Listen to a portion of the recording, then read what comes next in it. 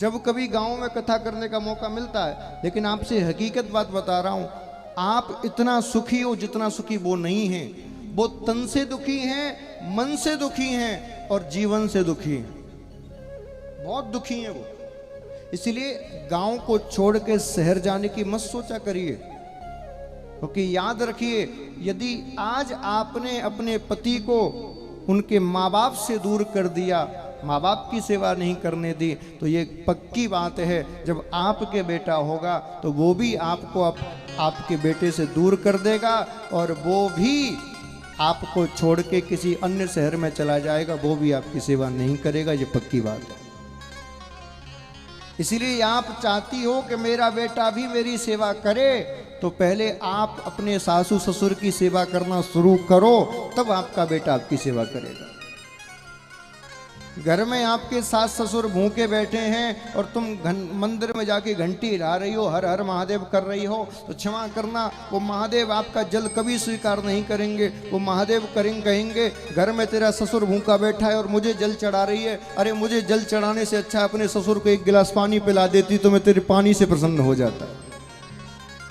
हाँ, घर में सासू माँ से बनती नहीं, सासू माँ की सुनती नहीं, सासू माँ से झगड़ा करती हो और यहाँ पर खेड़ा वाली माता पे आके माथा फोड़ती हो, तो माता कहेगी मैं तेरी सेवा से कभी प्रसन्न नहीं होंगी। क्यों? क्योंकि तेरे पति को जिसने जन्म दिया, जिसकी वजह से तू आज घर में है, तू जब उसकी नहीं हो सकी तो मेरी कहाँ से होगी। इसीलिए पहले उस सास की सेवा कर, तब मेरे पास आई हो। ये तो हुई माताओं की बात। अब भैयाएं सुन लो, मंदिर में बैठी देवी को मनाने से पहले, उसकी नवरात्रा में सेवा करने से पहले घर में बैठी देवी की सेवा करो,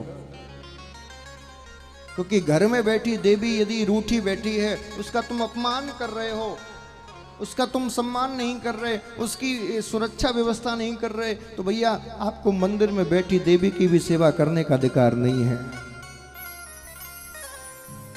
पति का कर्तव्य है, जो स्त्री आपके लिए घर को परिवार को छोड़ के आई है, उसकी हर कामना को पूरा करना ये आपका धर्म बनता है।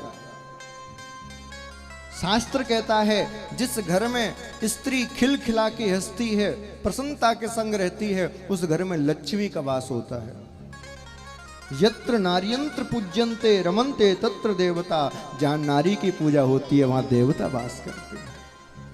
इसीलिए कभी नारी का, अपनी पत्नी का अपमान मत करना, क्योंकि यदि आप अपनी पत्नी का अपमान कर रहे हो तो भैया आप पत्नी का नहीं लक्ष्मी का अपमान कर रहे हो। और यदि आपने पत्नी का अपमान किया तो याद रखना, एक दिन लक्ष्मी आपको उल्लू बना के ऐसा जाएगी कि जिंदगी भर आपके घर नहीं आएगी, फिर तरसते रहना रोटी के लिए।